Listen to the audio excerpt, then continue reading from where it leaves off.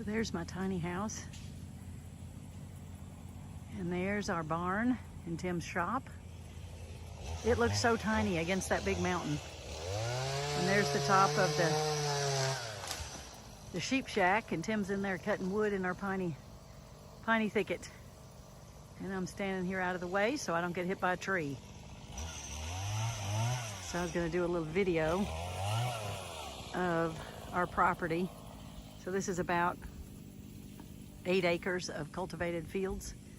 A little less now that we built on it, for our sheep and goats to eat. And then there's the nursery, that overgrown area in the center there with the fence. So we got to put a sheep shack or a goat shed in that area, so they have something to get in when they have their babies, so we can keep them safer. And so we have a lot of cutting to do around the fence to get some of the trash off of it. And over down that way is our chickens. Those are our chickens in our garden down towards the creek. So we call this the piney woods. And you see there's lots and lots of little pine trees here together, crammed in here. So the bigger ones will grow better if we can get some of these smaller ones out. And do I need to move? You telling me to move so I don't get hit? Feel it about right there where you're standing. Okay. But be safe, go pretty forward. Okay. So, It don't need to be filmed, dude. what? I'll try to ignore it. Okay. So this is where we're getting all our beds. You see our huge pine trees here. And this was years ago, this whole area was a chert pit. So I'm at the top of the chert pit, and it has a road in here. And now you hear the chainsaw. There's a road in here, so I'm going to walk down a little ways.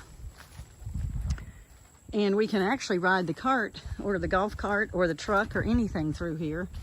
So there's a road, and we get a chert for our driveway in here with our tractor. So there's actually a loop. You walk through here on this little road, and you see all these little tiny trees, and there's hardwoods and there's pines. So there's lots, and then there's some huge pines that have been growing for the last, I've been here 15 years, and it's probably been growing for several years before that. I don't remember when the chert pit was actually first started. So there's where you come out, and this is where you go in, and this is where Tim has been digging right here to get some chert right here in the center. And if we go over this hill, this little hill right here, it goes way down into this huge chert pit. So we can get to it from the road, and I don't know if I can climb up here and look at it.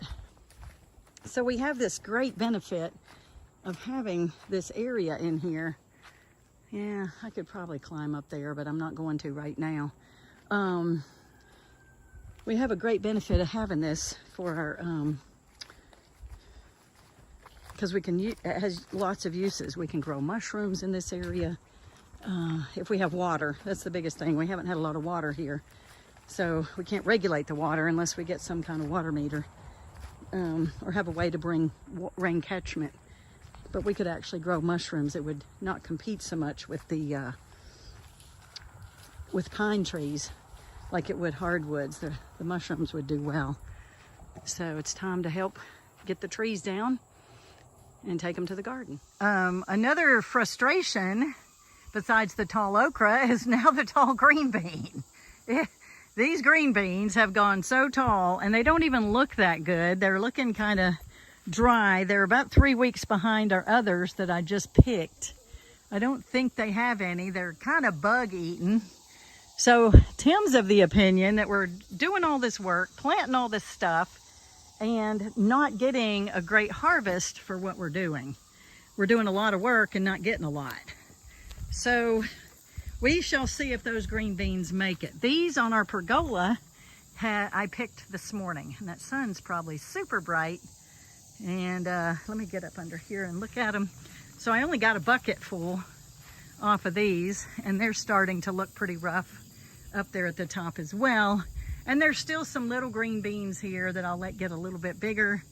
And so we did get a few green beans off of this patch. So I recommended next year, let's try bush beans, because I don't think these do very well. Every year we struggle with this same problem. They get really thick at the top. They all grow way up there.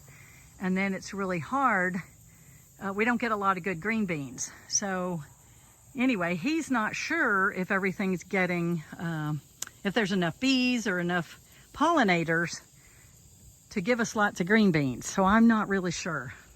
Our turmeric does really well every year, and it comes back every year. So we're pretty proud of our turmeric. And now we're growing, we have 4 more pots of turmeric that we're gonna plant around. We might wait till the spring to plant those, and I've got pictures and videos of those as well.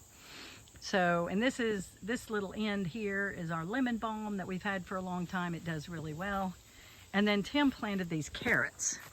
So we're not sure how well they're gonna do, but the tops look really good. So we're gonna leave these in the ground. And he planted these later in the summer. So we're gonna see how the carrots do and see if we get any, because the ground has to be pretty soft for these to make good sized carrots. So I know other farmers, and actually we're not even a farmer, we're mostly a gardener. We can get very frustrated with all the work we put in, especially if we're not getting food in return.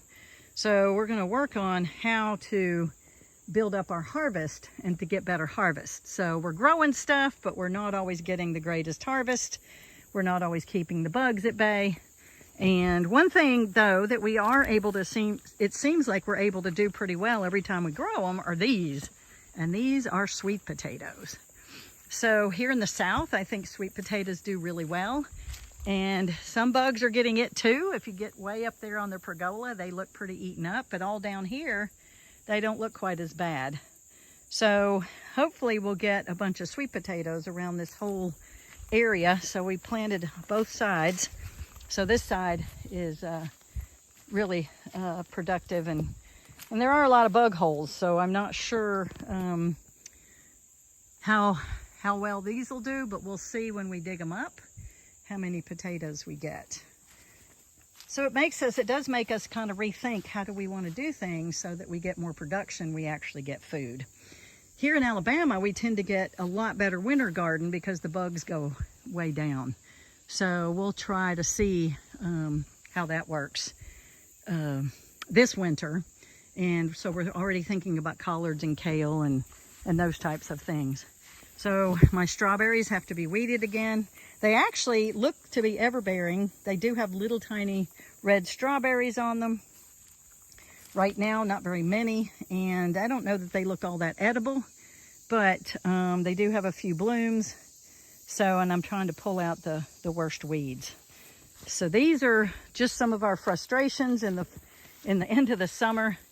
And there's our asparagus. We're probably gonna cut, those are all dried up and the berries have pretty much fallen off. So we'll get those ready for winter before long. We'll cut down the dried asparagus grasses that have grown up. And then our basil is over here. And basil always does well in Alabama. So that's something that's very easy to grow. And they are starting to bolt. We work and work and work to try to keep them from bolting as much, but they love the heat. And we typically give away basil and make lots of pesto with our basil for the winter.